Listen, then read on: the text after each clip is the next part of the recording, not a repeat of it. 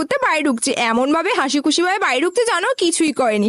আর আমি এদিকে ওকে বলে দিলাম আয় আয় তোর জন্য তো একটা স্পেশাল সারপ্রাইজ ওয়েট করছে। আর আমার ভাই তো আমাকে বলছে দিদি কি সারপ্রাইজ বল না বল।